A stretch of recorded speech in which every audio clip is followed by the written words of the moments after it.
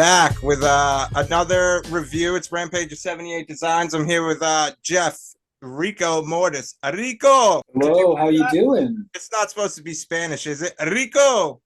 It could be Rico Suave.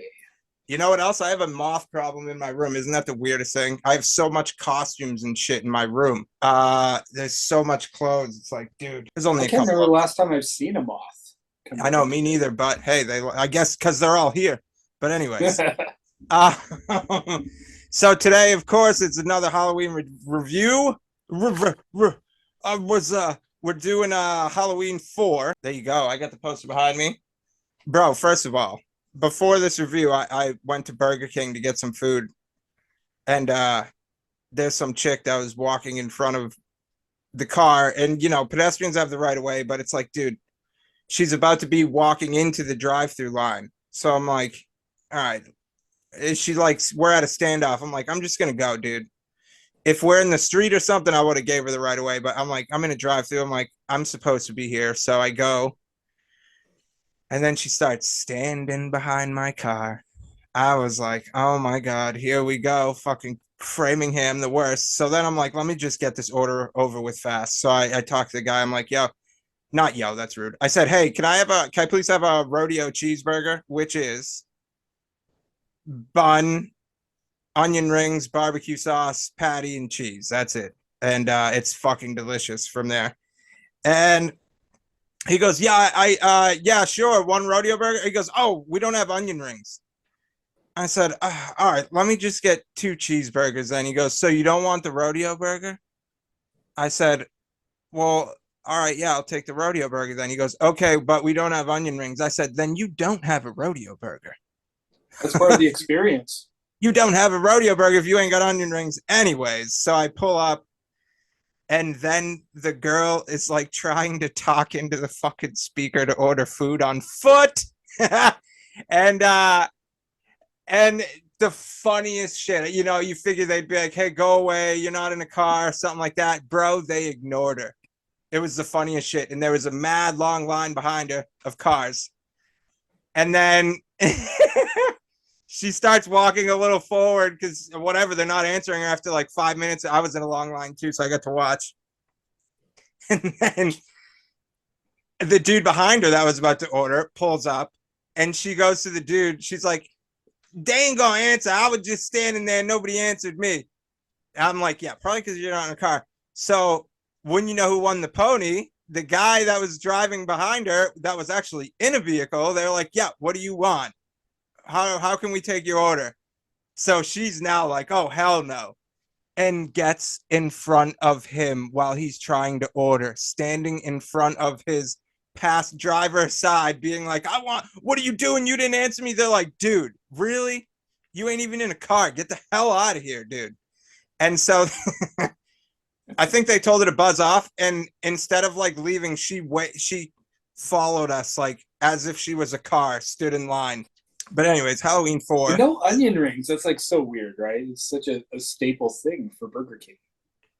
Yeah, I mean, yeah, they probably, I don't know, maybe they sell a lot of them or some shit, but I was like, what the Maybe. fuck, dude? But then to be like, so you don't want the rodeo burger? It's like, oh, I do. You just don't have it. Well, they just slap barbecue sauce on. Is that the only difference with the onion rings and barbecue sauce? Yeah, but if you ain't got onion rings, I mean, it's. Yeah, yeah.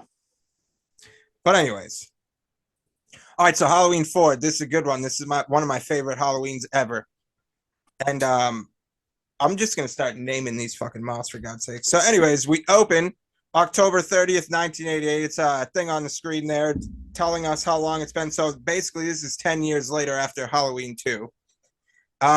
We got countryside shots, basically for an opening. And I said it for Halloween 2 that I'd never seen an opening like Halloween 2, but that was like in regards to the pumpkin opening and shit. This was a different way of showing a fucking fantastic intro.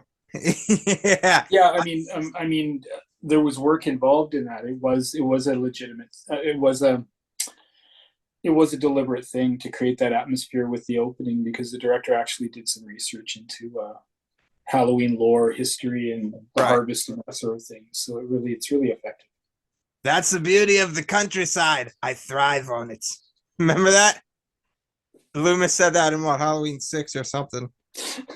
So then it's like, after we go through that, it's like rainy shots, it's ambulance, it's coming to, transfer Michael. Yet again, they got to stop trying to do this shit on Halloween. The night before Halloween, pick a better day, pick fucking December when it's Christmas. And dude, stop picking Halloween.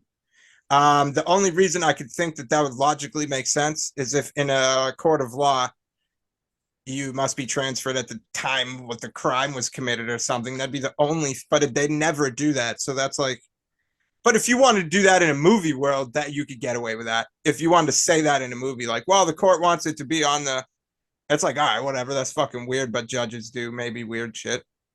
Um, so then basically it's a female nurse and the doctor there, and they're now they're not touring, but the younger security guys, hey, I'll take you down there, is basically explaining I love that, the whole intro with the mental hospital and all metal objects into the tray.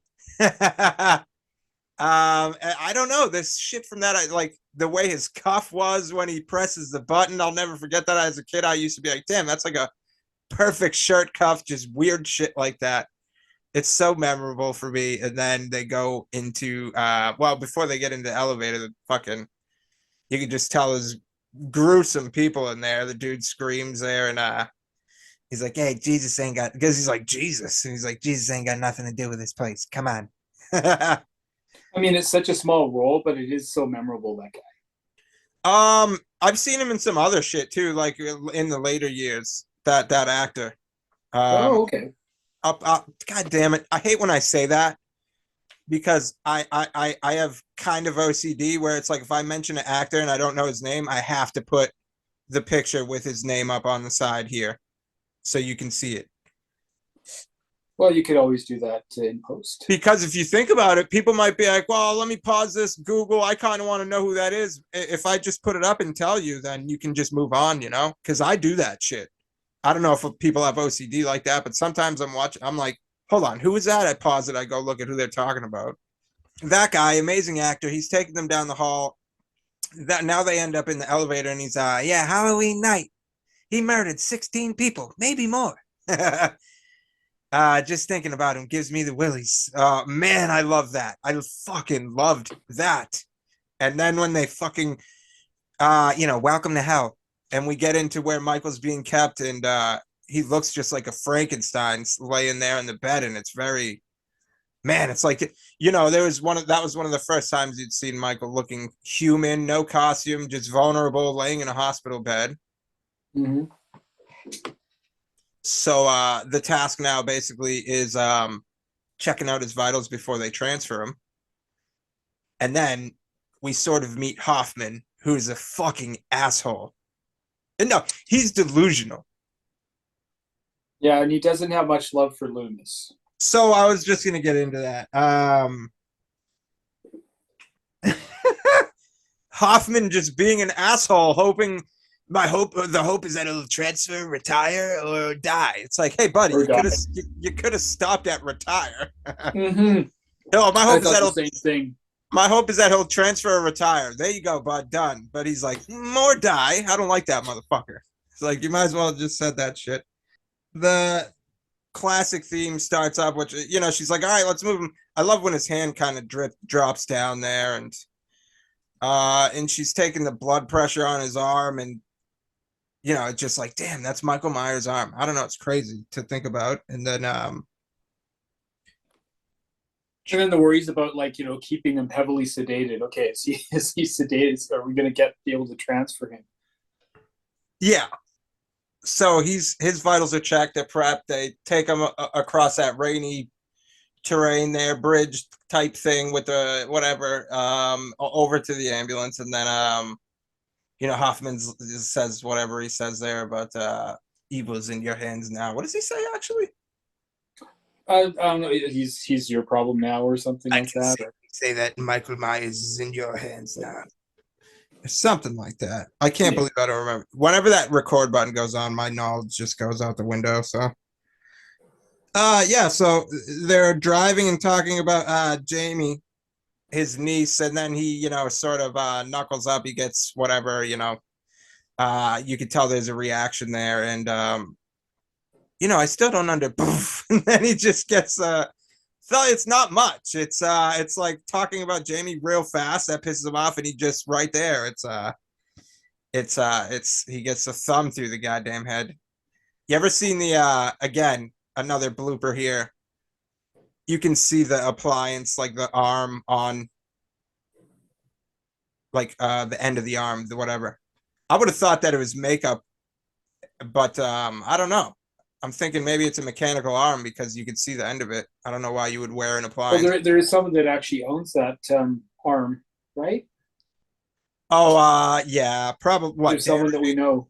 And then so that's that. Jamie appears the first time we see Danielle Harris as basically a 9-year-old girl. She's looking out the window. It's rainy, and the ambulance is out there. So you're like, hmm. That's basically when we meet Rachel also. And this is weird. They start talking about whatever family stuff. Jamie says it's been 11 months, I guess, since what her mom died, and that's I guess that's Lori. So Yeah, she died in a car accident 11 months earlier. yep, and it's so weird. It was always weird to me that Rachel goes, "We're not really sisters, Jamie," and then basically it goes into Jamie's like dream, and she's she's taking all these pictures. Some are of Jamie Lee Curtis, and you get that those some shots of Michael. He's in the window there, which was basically I guess the first time you'd see Michael all masked up and shit in the movie. And that's like, oh, gee. Some people right there, because there was no internet and shit, some people were probably mad. They're like, what the fuck? The sideburns and all that. But and Tom Morga is Michael in the dream stuff. So Oh, that's right. Tom Morgan. He also did Friday the 13th movies, part 5. yeah, Was it? Yeah, yeah. basically Jamie is like getting ready to there's all these jump scares. Michael, comes from under the bed, sits up, grabs her, then sits up, and it's just a montage basically of him popping out everywhere, and then you realize it's a dream. Um, just a dream, a nasty old dream. And then after that, it's Halloween Day, 1988. Oh man, the atmosphere was wild too for Halloween. It was just it was all there. All right, so now we're at the breakfast scene. It's Halloween Day, and basically the parents are running wild all around, trying to get their shit together. And the mom there is on the phone, and you know, well, I don't suppose Susie could just bring her crutches, which is actually kind of a valid question. She can't just. I mean, I guess well, that is a dumb question. If she just broke her leg, it's like, dude, she just got out of the hospital, whatever. Here's the thing about Susie with the broken leg and that can't babysit, dodged a bullet. If she did come with the fucking crutches, she'd be goddamn dead as fuck. And then so the next morning when she's looking in the paper, looking at all these people that got murdered, her fucking mom comes over and says, "What are you looking at there, honey?" She's like, nothing. Holy shit. And then now Rachel is tasked with babysitting because that's how it goes. You have to babysit your little sister, and they break the harsh news, and, and then Rachel's like, how important my date with Brady is. And then the mom's like, dude, you know how important tonight is to your father and me. So it's like, and then she goes, well, I'll just tell Brady my whole future, my whole kids, yada yada. Goes on this stupid teenage rant, and then of course Jamie's standing there and was like, sorry, if I wasn't around, you'd be able to go out tonight. And I love Mr. Carruthers because it shows that he cared about Jamie, because he was like, good job. She needs a little girl needs all the love and attention she could get. All you can do is about yourself. Which is like a good change, not a change of pace, but I like the way they did shit back then. I feel nowadays, if this movie was made, the step parents probably wouldn't like Jamie. And I'm not saying they would stick out, they wouldn't all gang up on Jamie, but I'm saying, in today's day and age, everyone's just an asshole in the films, I feel, especially like the Blumhouse movies. And you throw Jamie in there with foster parents, they're gonna have a field day with that, I think, nowadays. So I like that they didn't go that route back in the day. For whatever reason, I could be way wrong. That's my opinion. Jamie now has to, Rachel has to now go, apologize. And Jamie's laying in the bed there. And Rachel basically offers to take her out, trick or treating. And Jamie doesn't want to go. Yeah, basically she offers her, instead of trick or treating, Jamie wants ice cream, I guess. At this point in the film, that's how, it plays out. So basically, I love the next scene here, which is now Loomis is now hunting for answers. And save me the speech, Loomis. I've listened to it for over a decade. And instead of saying decade in one word, he says decade. And I've always real dramatic. Yeah, I remembered that, man. I always remembered that. And looking back at these movies, it's like, I don't know, man. You guys now sound delusional after everything that's fucking happened with this guy. You sound delusional now, not believing him and all that shit. So I mean, he gets into it with him, and then he gets a phone call that, oh, he's like, all right, well, apparently, I guess there was a crash, and then Loomis is like, get the fuck out of here, and just walks out of the room. The funny part about that to me is in the next scene here, where now we're driving to the accident scene and Loomis gets on the scene there. Hoffman's with him. So that means this motherfucker was following him all the way to the parking lot and got in his car. Motherfucker, if you think I'm bullshitting and you want nothing to do, then fucking stay your ass here. Don't get in my car and come with me. You already know it's a crash. You're telling me to leave it alone. Stay here, bro. The fuck? I don't need you talking shit the whole ride. You know what I'm saying? But Loomis was always sort of game. He was like, all right, you want to come? He knows what he's going to find. You want to come? That's fine. But I'm going to do this is always what Loomis's deal is. You come, that's fine, but I'm doing this. And then so now we're at that scene and it's Loomis, it's over, leave it alone. And Loomis goes into the water there, and he's so what happened here? He's like, just an accident. And then Loomis like, you believe that? And then well, how many bodies did you find? And hard to tell, they're all chewed up. I've seen bodies thrown 50, 60 feet from a cross site before. And then Hoffman tries to put his own 2 cents at saying his buses would be totally useless. And then Loomis is like, you're talking about him as if you're a human being, and that part of him died years ago. Yeah. And then Loomis does leave Hoffman there then, I guess, right? Because he's like, now where are you going? And he's like, because then he heads over to the garage after, right? He's like, yeah, that's funny. I love how Hoffman gets in the car with Loomis coming around. That's fucking funny. So Loomis is telling him he's going to Haddonfield, and he that's basically your first warning from Loomis too. Is like, I love how the moth is just flying in front of the camera. These people are gonna be like, bro, that's disgusting. Is that CGI? I should have just said that, right? Hey guys, I got CGI moths in this video. I just got a new program I've been just kind of noodling around with. Yeah, I'm trying to get the flies, bro. You know what I mean? For the horror movies, for the corpses and stuff. But right now it's just moths, so I'm just like testing it out. But yeah, anyways. So gas station. This is pretty cool too. I love the scene where he's under the car and you can see Michael's feet, bare feet. When have you ever seen Michael's as an adult's bare feet? Mm-hmm. I believe this is still Tom Morga.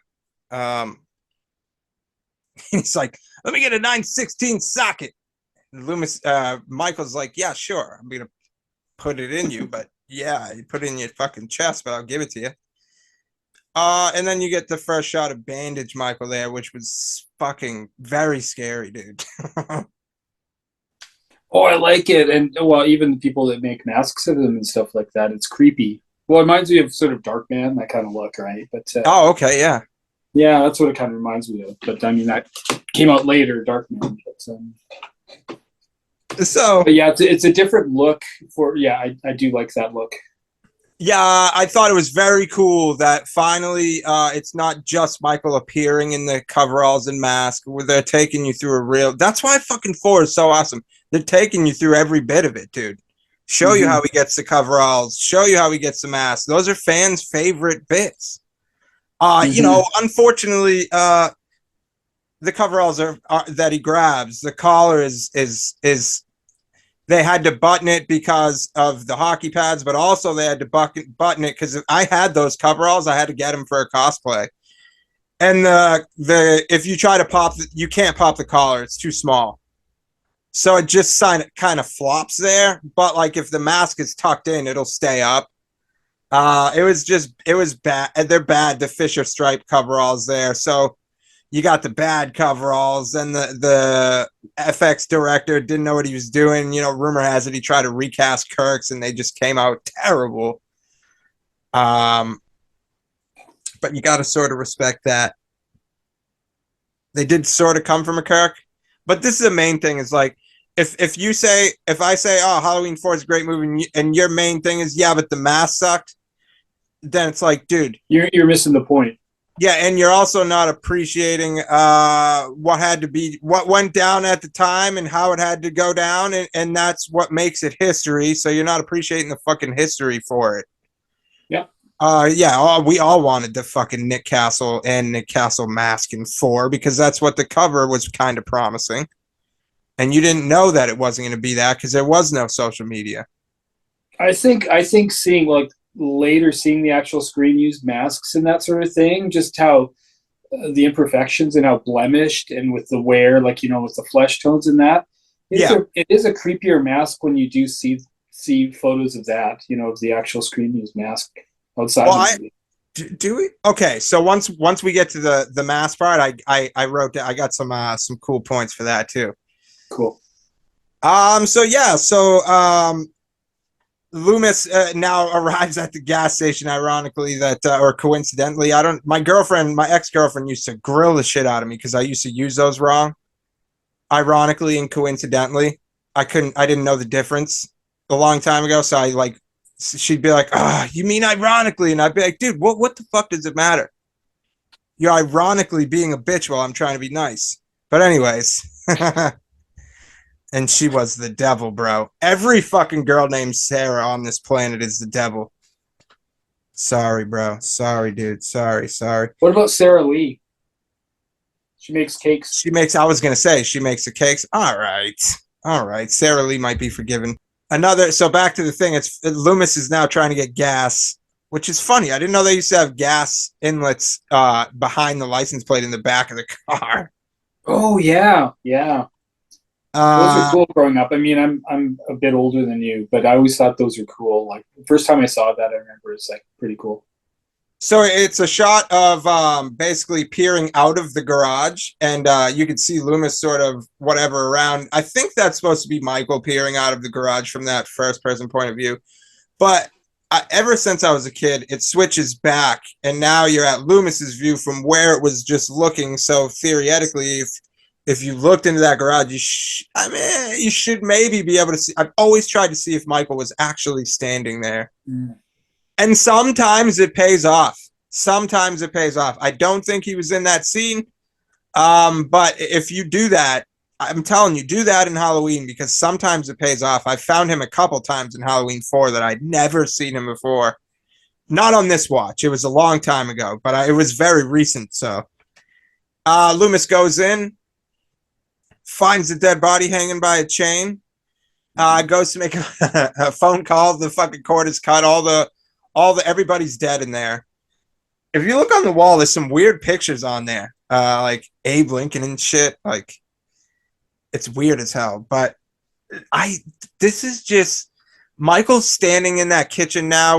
Michael, I say that probably 60 times a year. Michael, whenever something creepy happens or something, or Stephanie will go, "Did you just hear that random noise?" I'll be like, "Michael."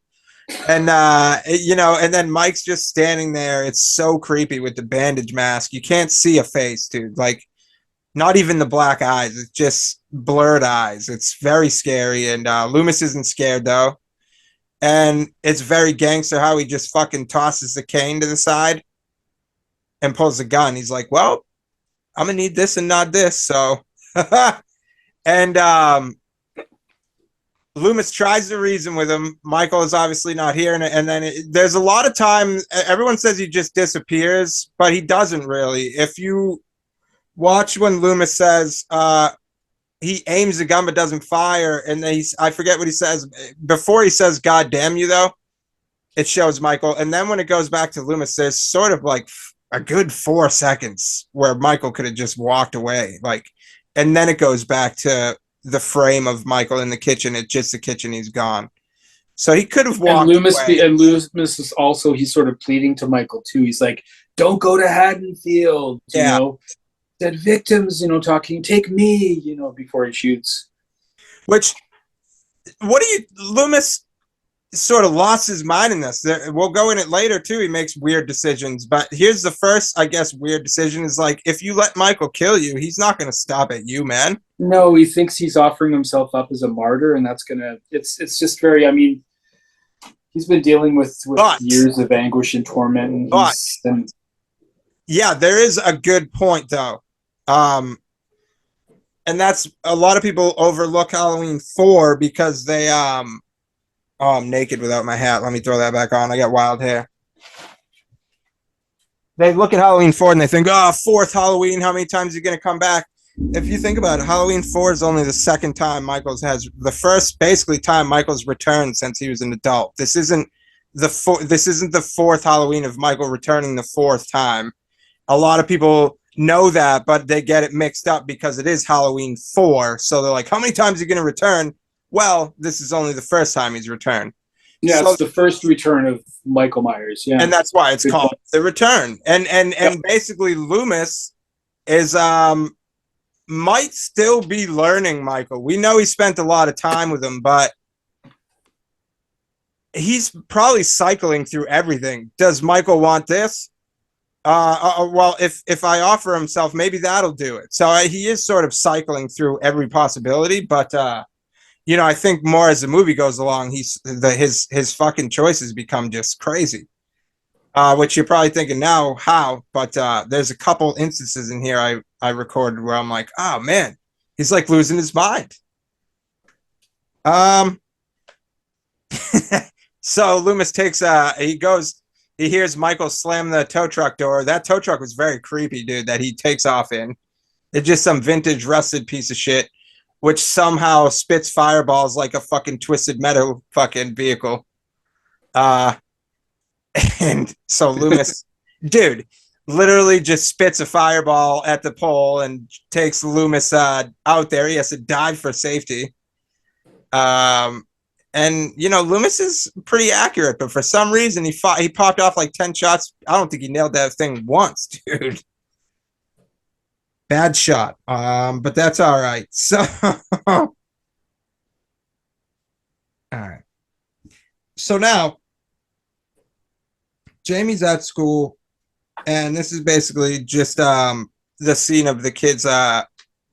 Kids used to be so cruel too, and Boogeyman, Jamie's an orphan. Yeah, well, how come your mom didn't make you a costume? He's like, how could you? Your mom's dead. First of all, you could put that mask down if you want, that little plastic piece of shit mask, but what's going to follow is my fist denting the mask and then your fucking orbital bone in with that. So have fun with that. You ain't going to say that about fucking, dude, come on. I mean, kids were so bad, man, so bad. So Jamie's obviously upset. You know, she runs away from these kids who follow her outside and are screaming, talking shit behind her. She finally gets behind a tree, and then that's when Rachel and Lindsay pick her up, and she gets in the car to safety with them. And that's why I love Rachel, man. She was always there, dude. She was such an important character. She really cared for Jamie, so that was that was awesome. And so the girl they're with, Lindsay, people say is Lindsay from 1978. Lindsay Wallace. So that's he would be about the right age though, but yeah. I can't remember. We watched the movie and I think they asked him if it was supposed to be Lindsay. He does answer, but I don't think that it was supposed to be Lindsay, a continuation from the earlier film. I used to think that. Now I think it might be. I'm starting to think in my later years that it might be. Um, yeah, if you want to look that up so we can get some confirmation I right did now. look up. I did read That's the something thing, though, is about I don't it. know if you would get confirmation on that because that might be something that was just well, I mean, it's something I've heard for years and years. Okay, here's what we have here. So the girl Lindsay who drove Rachel and Jamie to the discount mart was going to be revealed as Lindsay Wallace from Halloween 1978 and have a larger part in the film as Rachel's friend in helping her babysit Jamie, but that was cut for budget reasons. The third boy hanging out with Brady and Wade in the drugstore was meant to be Tommy Doyle from Wow, I heard that too, but I didn't buy that as much. So they were kind of, I guess, playing with the idea, but didn't really go all the way with it. So it is basically up to you. If you want to think it's Lindsay from that, then it's fine. If not, then it's not. That's cool. I like It that. makes sense in terms of the timeline. She would be that age. Oh, I right? love that. Yeah, and the fact that she's with Rachel is oh man, it's awesome. Halloween 4 is fucking fantastic. So so basically Lindsay oh, dude fucking slams her, bro. You won't look pushy. Well, I don't want to come on too strong. A guy hates a girl that comes on too strong. Fragile egos and all of that. You won't come on too strong. Well, I don't want to seem desperate or anything. Face it, Rach, you are desperate.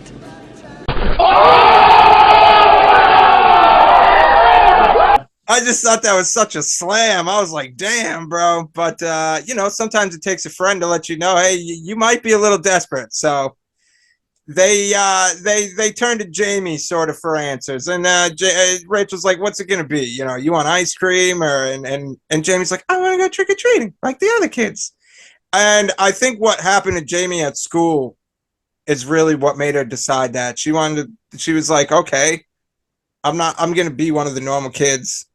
I'm gonna go around trick or treating too. Fuck that." Because before she didn't want to, and now she's probably thinking, "Well, that's just gonna make me seem even more what these kids say."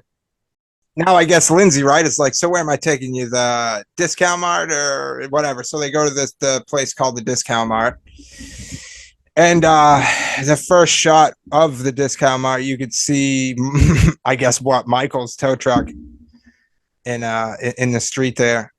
And so then we meet all these kids, and that's we meet Brady, Wade, and their other buddy there, and they make the bet that he won't go up to the sheriff's daughter, who's Kelly. You know, they're making a bet he won't basically get a date with her or whatever it is, you know. So money talks and bullshit walks, you know. So they all put their money on the table. He goes up. Before he can get a word out, she tells him to fuck right off. Are you muted there, or did you just literally mouth? Well, I just lipped fuck off Wade, yeah. That's funny because I was like, damn, it matches up too. That's funny. So she tells him to fuck off. And here I had a thought where it would, I guess, have been cool to maybe include some of those characters later. You know, I think when you're first introduced to young kids in horror movies, you think this is the setting, this is who's going to be in the movie. So it wasn't weird, I guess, but it was like, oh, all right, that's the only scene you get of the boys, the other two boys. And they're Brady's best friends, and it's like we always focus so much on the girlfriends of the girls that sometimes I want to see both sides, dude. I love that high school campy. We got the guys talking about what girl they like, and then you got the girl talking about what the girls group talking about what guys they like. But if you don't have a guy group throughout the movie, you kind of can't do that.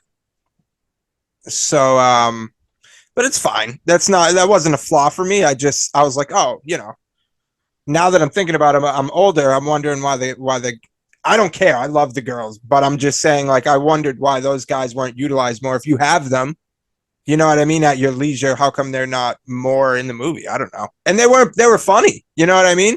Mm-hmm. He was funny. The face he gives Wade when he turns around, he's like, what the fuck? And yeah, you made it funny. I like that. I would have liked to see more of them, but nevertheless, Jamie's now costume hunting. While Rachel sort of argues with Brady and kind of tells him the bad news that she it will not be making it tonight. She has to babysit, and then he's like, "Well, can I come over after?" And she's just, I don't know. I don't know why she says I don't know. Maybe I don't know what she was thinking there. Maybe she was unsure, but yeah, I feel like maybe Rachel was like the whole night is just fucked, because she was so mad that she had to babysit Jamie. It sort of just messed everything up. And a lot of girls back in the day, especially, sort of like, forget it. The whole thing is fucking ruined. And the guy's like always the horny one that's like, well, could I maybe sneak and the girls are just like, dude, no, it's done. Because the girls want the whole experience and the guy don't care about that. So she's like, no. But she says she'll think about it. She says she'll call him, whatever. Or he says he'll call you. And they're in the aisle now, and there's a lot of awesome masks on the shelves and in the walls there and those became very rare and sought after. Years later, everybody was going crazy trying to find out which masks those were. And they all got found. I think the last one was identified like 2 years ago. Or recently. And so what ends up happening is Jamie is looking for costumes, and this is kind of weird to me. You could let me know what you thought of this, and I know what you're probably going to say because it makes sense, but she goes and tries on the clown costume, and it's not even, dude, it just, okay. So I can excuse it because this is Jamie's vision of young Michael. But at the same time, with the psychic sort of shit, the connection that you will find in the later film with her, I don't know why. Excuse me, I'm sorry.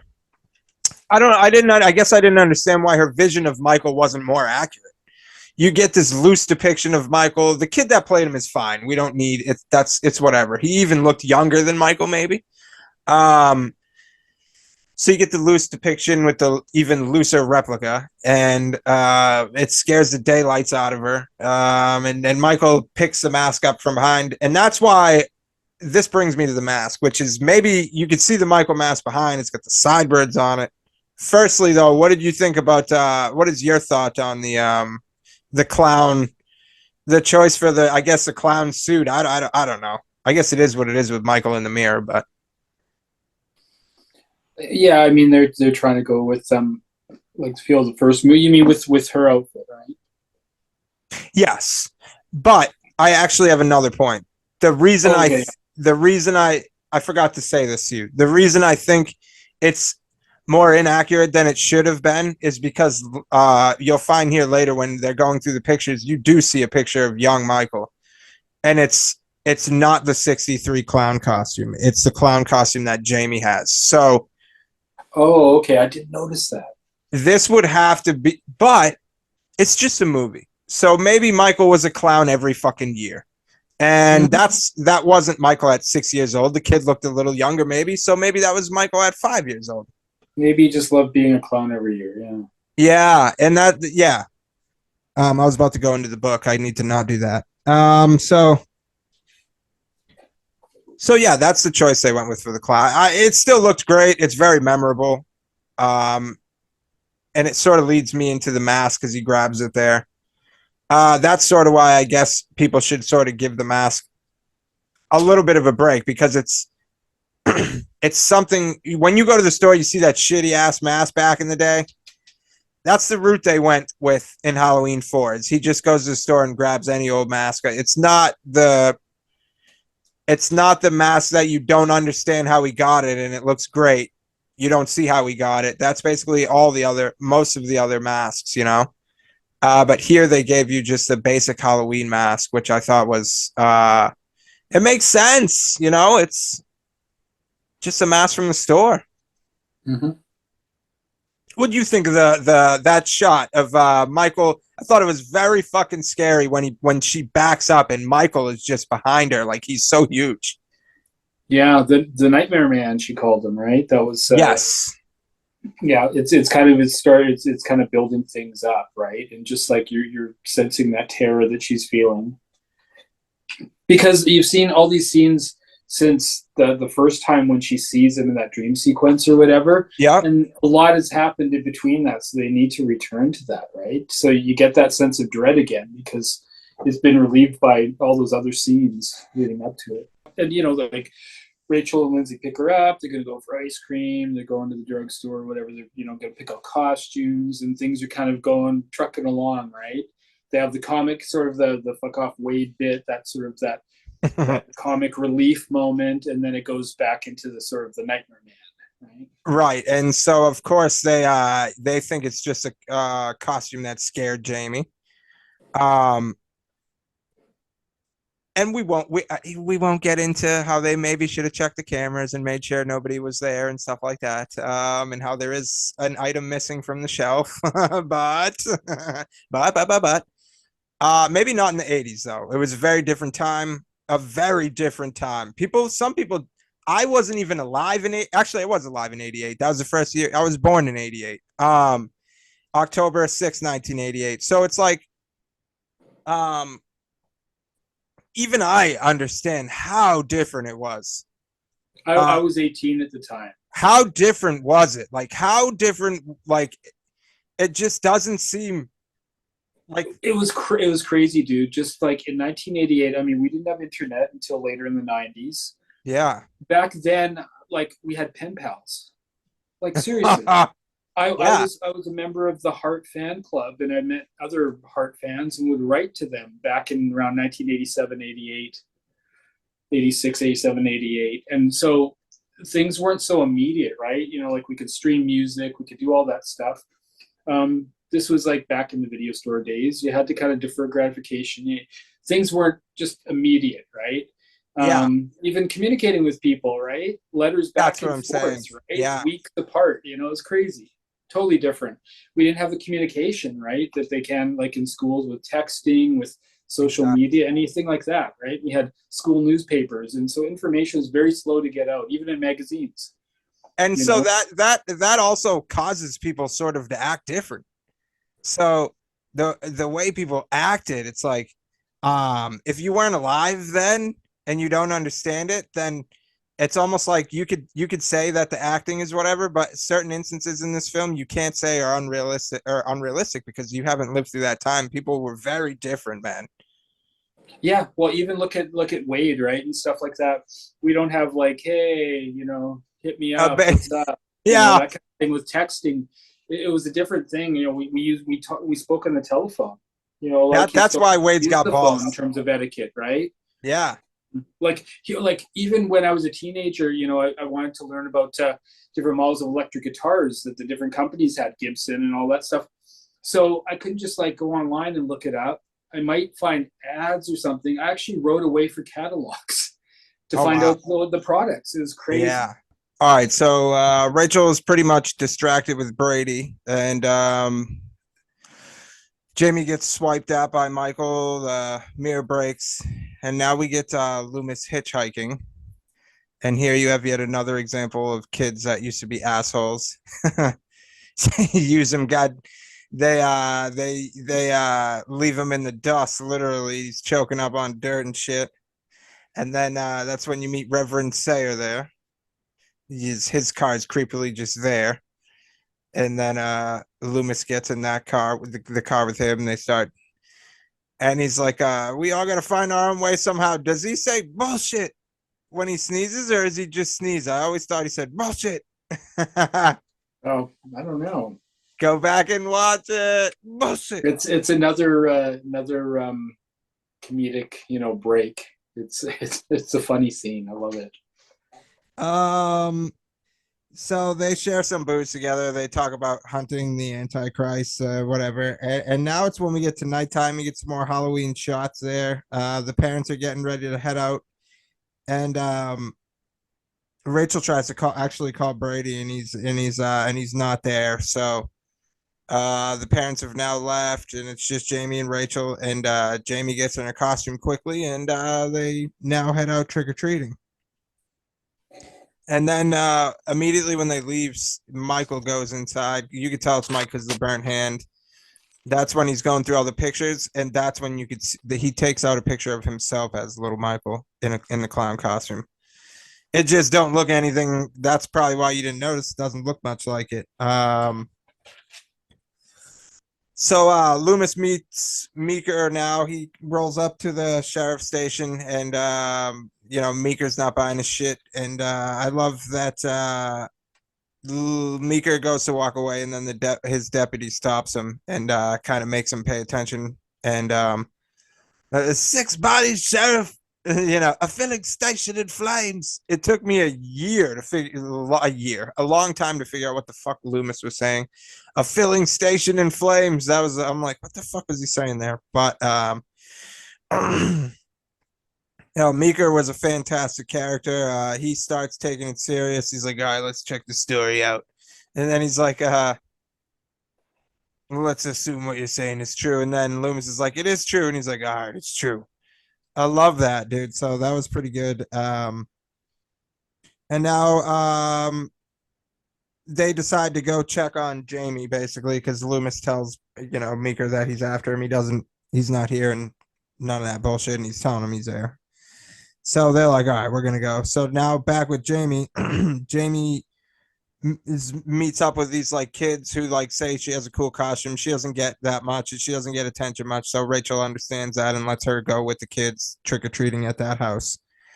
And unfortunately for Rachel, when the door opens, it is Kelly, but also behind it is Brady. So that's what kids used to do, man. They just want the fast girl. If Rachel's not available, he's gonna go to her, and he's not evil for it. He didn't deserve to die. That's what kids did, but No, he just had a plan B that night. that's always what the argument is. He should have died. He did that. It's like, dude, that's what he's so young, dude. I think they're probably 17, 18. But I mean, also with the slashers, that was a big part of it too. That moral thing, right? Yeah. Look at kids, their teens, kids having sex, that whole formula, right? yeah, exactly. They deserve to die. And so he comes out, tries to stop Rachel, and then he looks back and Kelly's standing there just looking dope as hell. So he's like, yeah, I'm just gonna go back inside. She's like, you go chase her down with the kid, or you come in here. So he goes inside. Yeah, business as usual. Heads back inside. But unfortunately, during this whole shindig, again, this is the second time Rachel's been distracted, and now something's happened to Jamie because she's now missing. So, there goes my pencil. So now Rachel lost Jamie, and we're at the bar now. We meet Earl and his buddies. They're like, everybody shut up a damn minute. And the news thing goes over the radio, says everybody's got to close, and Earl says, fuck that. We ain't closing up. We got a good goddamn reason. So he calls. There's no answer. And he's like, there's never no answer at the show. No way, no how, And then he kind of describes Meeker's character, honestly, because he says, Ben, who's Meeker, will just spit once and grab himself a shotgun. So he obviously doesn't play around. And so that gets them scared because if Meeker's kind of not saying shit, then what the fuck's going on? So he rallies all the hillbillies and Bossy forms. Dude, that's reminiscent of a later Halloween movie. But also the theme there is so good. Bum, bum, bum, bum, bum, bum, bum. I'll try. Maybe they'll let me put that in. Probably not. I'm probably gonna get demonetized for something in this fucking thing, anyways. Well, maybe you can play the tune on a kazoo or something. Well, I just tried to do it with my mouth. Maybe they'll understand what I was talking about there. Meeker and Loomis go to Rachel's. They discover the dog's murder. They see that Michael's been there, and then we go to Mr. Don't you try that Halloween shit with me? And it's the somehow fucking franchise famous Bucky.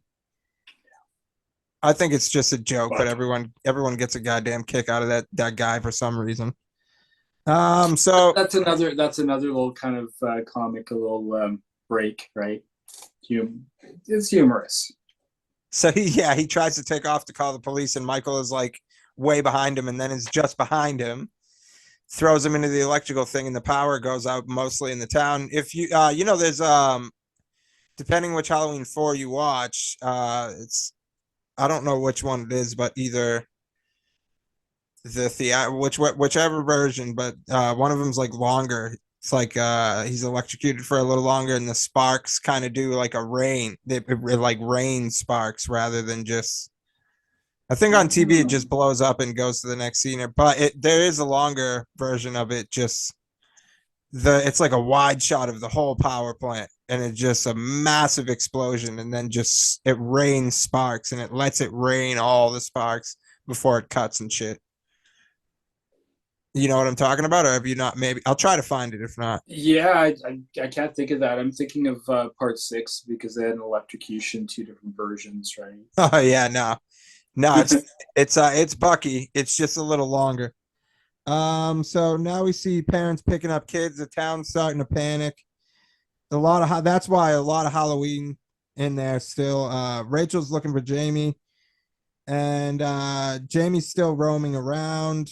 At one point, Rachel sees Michael in the alley there. Oh God, and then she fucking does the little runaway there, and Jamie, oh, I got a big dog with me and he bites. All that happens. So once she finally finds Jamie, Mika rolls up with Loomis at the same time. And this is another part where I say Loomis kind of lost his mind because multiple Michaels show up. Hey, dude, we know he's pure evil, but he's one fucking guy. I mean, are you that nuts right now? You think he's just multiple people at this point? You don't know what he's Well, he's lost sight that it is Halloween, and I mean, look at poor Ben Tramer, right? Right, sorry, you already got one motherfucker killed. But yeah, but I think that Loomis also he just loses sight of everything, and he's just like he has tunnel vision. Yeah. So Michael is trying to almost goes to shoot them, and he's like, "Hey, don't shoot! Hey, you thought it was me, didn't you?" Which is very. And the kids are like laughing. They're dumb. Laughing. Yeah, they're looking for a dress as the mass murderer. They're looking for like. That'd be. I don't want to say that. I guess it's still too soon. I was gonna say that's like me dressing like one of the terrorists that happened here, and just walking around town where they're looking for him. It's like, dude, they're gonna fuck you up, or they're gonna try to fuck you up for being an idiot in some way, But anyways, so basically, they get in the car and the cop car and turn around, and Michael's actually in the street there.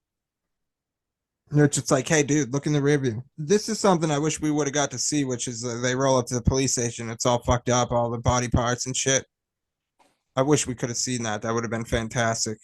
So basically, they see what Michael's capable of. Meeker basically says, what the hell are we dealing with? It's pure evil. And when they get out there, Loomis snitches and says, yeah, it was Michael Myers to the hillbillies. So now Loomis has created a lynch mob, and then Loomis is like, you haven't got a police force. So he basically reminds Meeker like you might need these guys. So then we get Deputy Logan, who just basically takes off. The parents pull in, and and that's when we get to the hillbillies hunting for Michael, and they roll up on poor Ted Hollister, who they blast the teetotal shit out of with shotguns, leaving him flatter than a plate full of piss. And he's dead as fuck. And he's shit, Earl. And it's like, well, why are you, dude? You all shot. You could have said, wait a second. But no, it's it's this dude's fault, I guess. But anyways. Then the next scene, where we get robbed. Oh, I'm sorry, not where we get robbed. Just it's Kathleen Kim on. Oh yes, we do get robbed. So now basically Meeker's back. Meeker shows up with Loomis and the whole fucking camp, and Brady's like, "What the fuck?" You can see it on his face. He's like, "What the fuck?" And it's like, "Hey, bastard, you want to play games? Now you can fucking. Now you got both girls, and you could babysit the little girl with this chick. How about that?" So he is fucked, dude. So Meeker basically makes him go upstairs and start securing the attic and warns that he'll use a shotgun on him if he catches him with his girl. And here's another stupid thing on the cops' part is when Logan rolls up the deputy, he goes back out to his car. He realizes the door's open and he doesn't say anything. So then right when he goes back inside, I mean, I don't understand why he didn't say it. I would have been like, yo, the door is open. We got to fucking see what's up with that. Excuse me. Brady asks Rachel basically about what's going on. They tell him. He acts all freaked out and goes into the attic. You get that suspenseful scene with the attic. Then you get Deputy Logan just bashing the shit out of that nail. Dude, that always gives me anxiety how close he is to his damn thumb. You saw that? I'm like, dog, settle down, dude. You don't have to do it that hard. Yeah, so they do they lock themselves. They basically lock themselves in the house, saying that this door's the only way in and out. They're having radio trouble, and Logan decides to basically sit in the rocking chair. Then you get Rachel with Deputy Logan, and Michael's in the background. And so finally they respond on the radio to Meeker. The troopers are dispatched. Loomis leaves to look for him, to look for Michael rather. And there's just good quotes in there. Michael's saying no one knows how to stop him, but he's got to try. Rachel and Kelly have their confrontation where she dumps coffee on her, and you need to wise up to what women want, Rachel, or Brady won't be the last man you lose to a woman. And she gets literally scolded. So,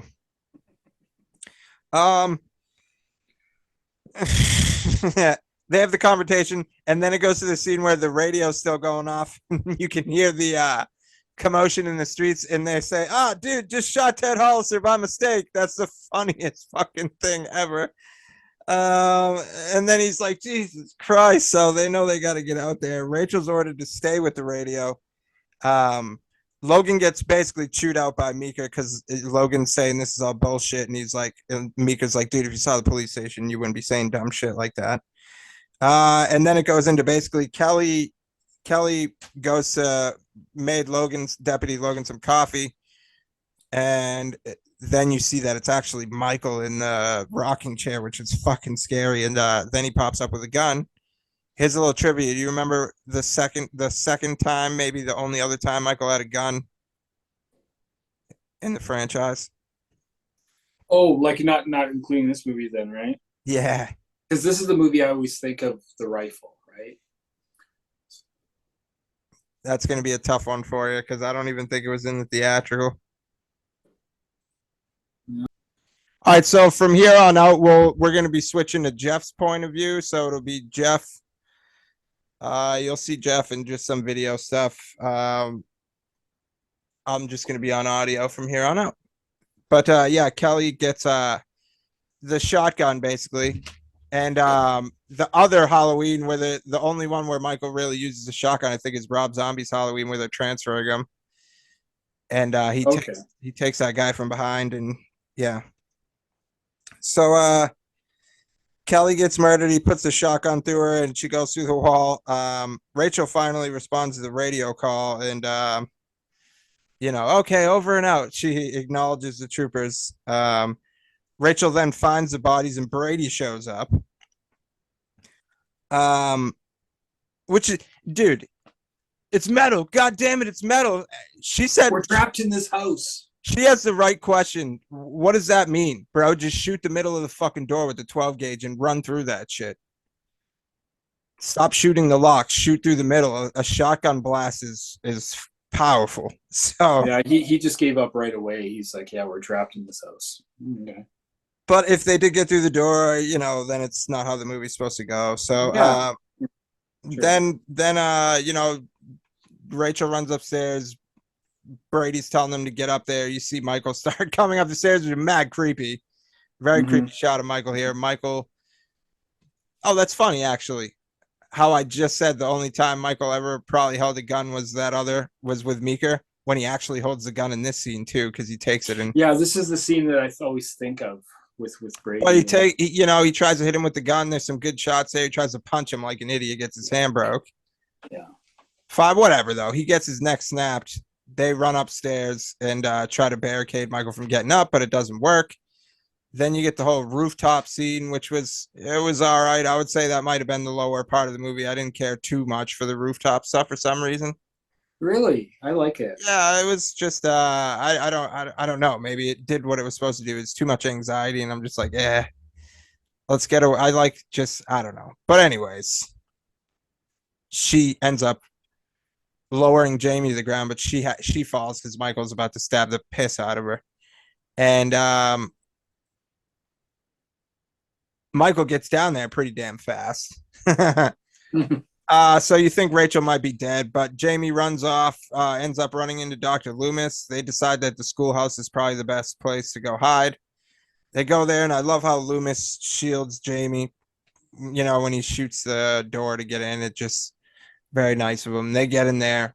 Loomis is well, they're walking around the school, and Loomis is promising her safety, and she Loomis sort of gets dispatched kind of early because Michael comes out of somewhere with blonde hair. I don't fucking know why he chose. But dude, did you see the Danielle Harris behind the scenes shot of him in that mask? Yeah, that was about Behind 3 weeks ago. that was scary. We'll post that right here. That was creepy, dude. Yeah. So yeah, but anyways, he gets tossed out of the window. And Jamie's on her own now, basically wanders around the school, tries to get out. Michael finds her. She falls down the stairs, and and then Rachel actually makes a save with the fire extinguisher there. So the hillbillies roll up, and they're like, all right, let's go in and get him. And then they're like, dude, he's just gonna kill you. And they're like, all right, fuck it, let's leave. So they get in the truck there, and they head for the highway to try to meet the troopers. They do meet the troopers, and then the troopers kind of just say, we have a substation, go to the substation while we continue in to see what's going on in Haddonfield or whatever. They continue to drive off, but Michael is on the fucking truck and annihilates these guys, tosses them off, stabs them in the back. Dude, it looked like a rough end for these guys. That shit was brutal, dude. Yeah, it tosses one guy off. You can see the hockey pads too, really good in that scene. He's just all hunched up, fucking. But Michael looked like we'll get into that later. So he now smashes his way into the glass to the driver's seat there and gets Earl and rips his neck off. Yeah, he smashes it with his head or something, doesn't he? No, first he smashes open the glass and rips fucking Earl's thing off. Oh, then rips his neck in. And then they make him and then he fucking puts his face. And then he smashes the front the windshield with his face. But she stops short, so he goes tumbling, falls, and then she hits him. He goes fucking flying through the air comedically like a whatever. They get out. Jamie runs up to Michael and touches him, and then he sits up. His hand is so enormous. Wilbur has enormous hands. Go back to Halloween 4 and look how big his hand is compared to Jamie's. I know it's like a man compared to a little girl, but dude, it's insane how big his hands are. And go look at the Halloween 4 photo when he has the blonde mask on. It is insane how big his fucking hands are. I met him in real life too. So Did he take his hand? Well, I'll show you here. Yeah, dude, I was like, holy shit, dude. Like, dude, you have big hands. He's a big guy. You know, rest in peace. He was a big man, dude. It's crazy. He was the third tallest Myers. Okay. Almost 6'3". Hit me with that stat. I feel you. I like it. Basically, though, that's almost the end of the movie. Now we go back to Jamie's house. You know, you think the horror's over. The Jamie step parents go to draw her bath. Yeah. Wait, we skipped a scene. We skipped a bit. Which bit? We got where he stood up, right? Yeah, Michael sits up after she touches him. Yeah, then he gets shot down the mine shaft. He gets hit with the truck. The cops arrive. Jamie approaches. He got away, and then they just empty into him, right? He falls down the mine shaft there. Yes. Then at Jamie's house, basically, they're all congregating in the living room, and they try to do Jamie's stepmom draws her a bath, and they do a first person shot of somebody coming in. Maybe I don't know if maybe you thought it was Michael originally, but then they do this. It's hard to go back because like I've seen the movie so many times that you kind of lose sight of what that first impression would be, like the first I viewing. think you could sort of tell just because when the mask goes down, you could tell it's like a face mask, maybe not a big ass rubber mask. But it could have just been for the camera, so who knows? People don't know the difference. Anyways, Loomis hears the commotion because she stabs the fucking stepmom or whoever it is, right? And then Loomis comes, he realizes it's Jamie. He's no.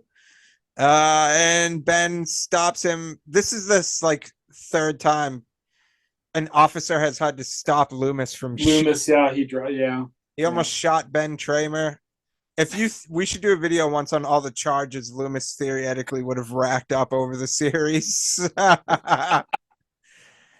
Damaging police property, shooting out the window in the car. He's done so much shit, dude. Putting a gun to a fucking trooper's head. Yeah. After direct orders. All right, well, we could get into scoring now. Be like felony count, like Yeah. We should do the felony counter. Oh man, we need the felony count. Why'd you say that? Now I might have to put a felony Loomis counter in every fucking movie. There's only two more to do it in, but we could do it. We'll do it as a remix and re-release them. Even in 6, recklessly discharging a firearm in the asylum there at the end. Loomis. It might be necessity though. Those might get dropped. So we're now into our scoring. I can start off if you want. Yeah, go for it. So this sucks because this is my favorite movie, but the one thing that might not get good points is just for continuity purposes. And on the cover originally it was supposed to be that mask you promised the people because there was no social media. We didn't know we were getting that. So to hit him with that, EJ got the shoulder pads. I would say points are given back since his hands are burned, since he didn't show up all crispy clean. He does look very grungy. Just the mask is a Kirk, so there is points there, but and the performance was great, but it's when you have all that stuff on, I don't know. But he is really supernatural in this one, and he reminds me of like a Frankenstein in this one. So but anyways, I give it unfortunately he's gonna have to get a 5 out of 10 for this one. Ouch. Yeah. No, I agree with you on a lot of that. It was like a Frankenstein, is very stiff performance. The mask, it took some time to kind of grow on me. Especially like I said earlier, like seeing the screen use masks and the weathering and stuff, and just right how imperfect they were, right? Oh, it's fantastic. Yeah, love it. But yeah. I like the mask more than I did originally, like with the eyebrows, the sideburns, and all that kind of stuff. The mask is kind of meh.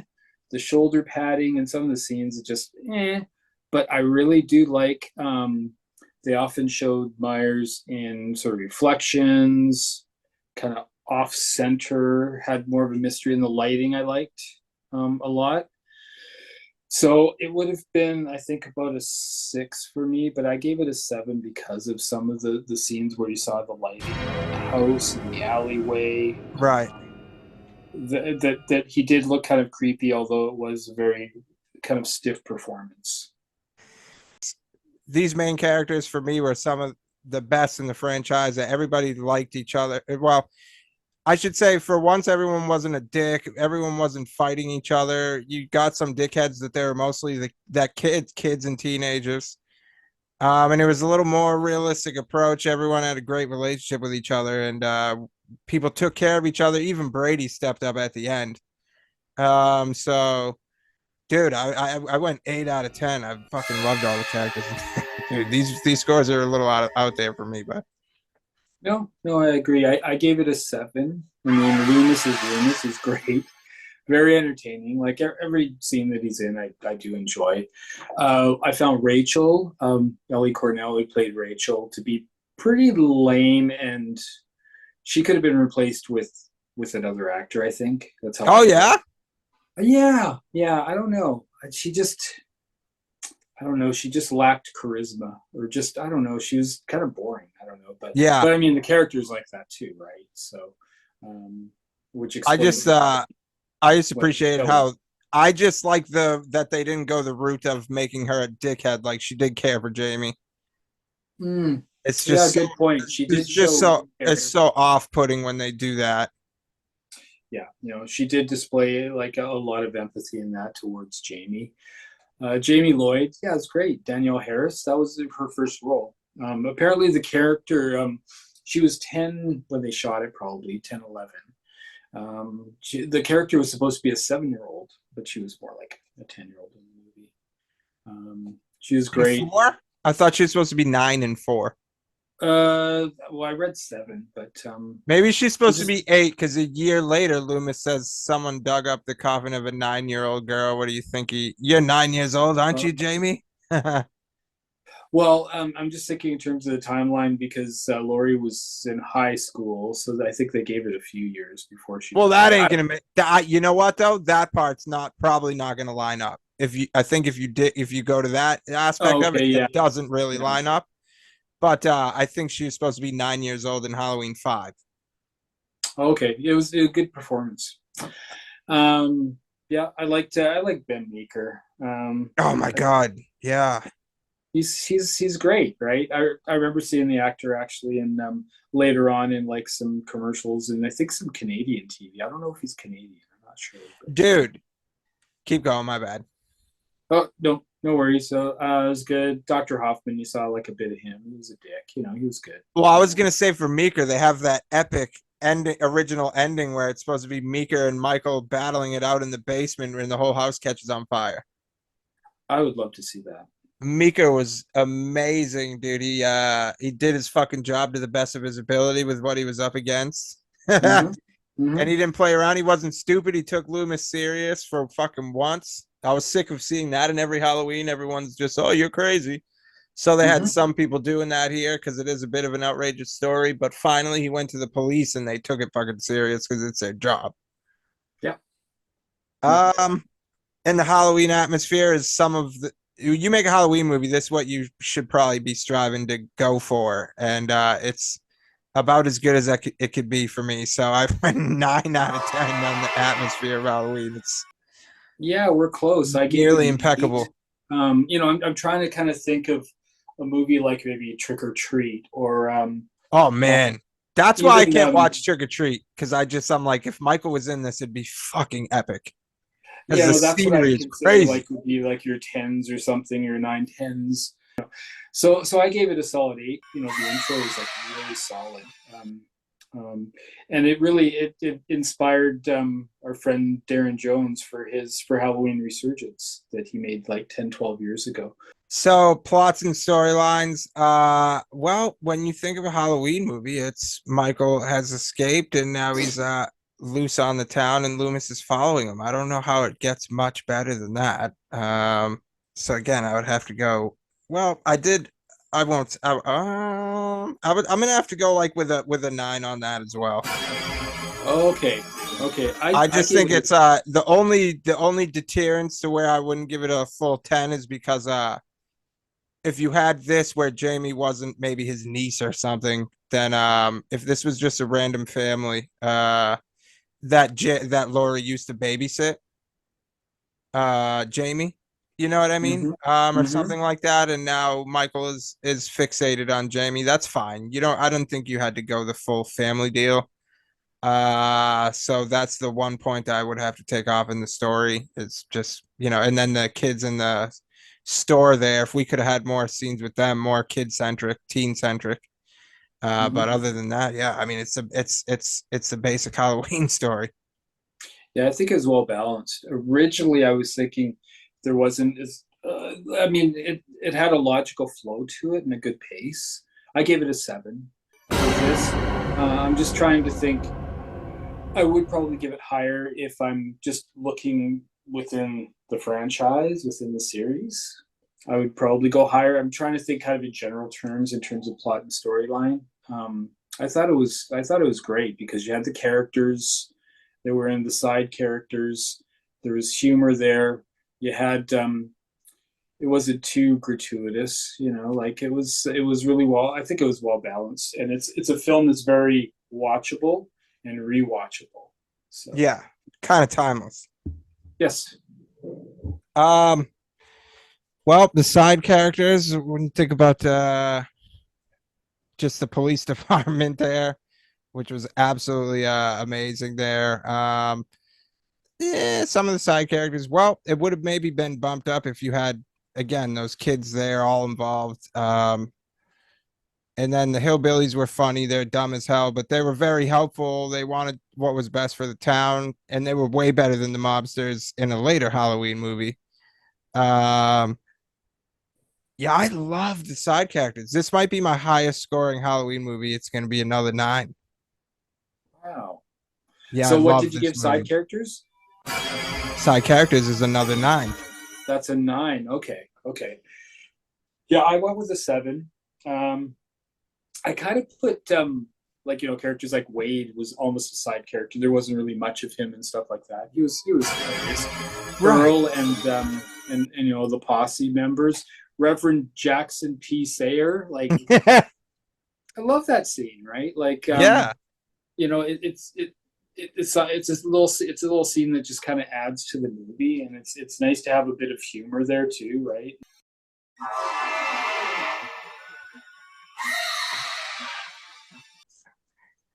Wow, dude, this thing got a 40 from me.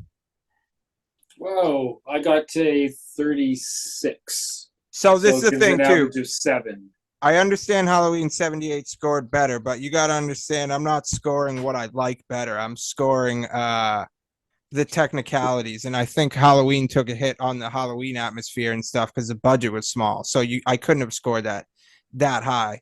The feeling was still, but anyways, that's why all this gets the scores that it gets. It doesn't mean that I love Halloween 4 way more than 1. I don't. I think the original Halloween's the best movie to me, but 4 is obviously probably my second favorite Halloween movie. And it has a larger score, yes, but that doesn't mean that I like it more than 1. I just wanted to clarify that. Yeah, when you do break it down, like if comparing Halloween 2 to Halloween 4 in terms of the Halloween atmosphere is quite different. The plot of Halloween 2 was not as good as the plot for Halloween 4. Like they're just different variables. Hell yeah. So what, you had you said a 37, I think it is? A 36, so 7.2, so 7, yeah. Yeah, 36 and a 40. That might be, and I can't go back because I'm like, wow, that's high. But it's I don't know, man. This is the most, I watch it all the time. I love it. And well, that says a lot right there, right? Yeah. It's if a bias. movie is so definitely rewatchable, it's important. Yeah, and if you come in the comments and say, "What are you stupid?" I think that's all right. You could. I don't care what you think. It's fine. You can think it's a shitty ass story, and I'm still going to take your opinion legit on the franchise. It doesn't mean I think you're stupid. I don't. I think a lot of people might not like Halloween 4. It's a very love or hate movie. So. Well, some people base it just on the Myers character and the look of the mask. And look at the mask, yeah, immaturity. Like it draws him in more of the side characters, or or it could be the storyline, right? Different. It depends what's important to you or what resonates, right? So, lastly, Jeff and I were kind of just talking, and if you guys like the way this style is, and you're like, no, don't change it, you got to speak up now because the format is great and we love doing it, but it is a lot of pauses and it's a lot of work to do a long video. So we might be looking to cut them down just a little bit. But if there's people that are like, no, absolutely don't do that, I love this, then yeah, maybe we won't, but we're probably going to be looking to do that. If you watch the Thanksgiving review and stuff like that, or like Happy Hell, I think it's Hell Night that I did, which was a fantastic movie. Check out that review and movie if you guys haven't. Stuff like the reviews like that probably get a little more to the point and stuff like that because yeah, I don't think we were just discussing. There's probably no need to break down every single scene, but yeah, even though the Halloween reviews are known to be a little more in depth than my other ones, but still got to be chopped down a little. So speak up now. But I don't know. You have anything you want to add before we get out of here? No, it was a fun. I think Halloween 4 is like it has a lot going for it, and And I think there's so many different opinions, and it's based on just so many different factors that make this movie, I think, just work overall. So Thank you guys for joining us. We'll see you guys on the next one for Halloween 5, which should be interesting. And we'll try the new technique for 5 and see if you guys like it. And we hope you enjoy this one. So I'm I'll going put to the link start in. pumping out a lot of content in about a week. So Yeah, we got to get some stuff out there, man. It's definitely entertaining, but it's hard for people to see it. So we'll see what the algorithm has in store for us. Algorithm.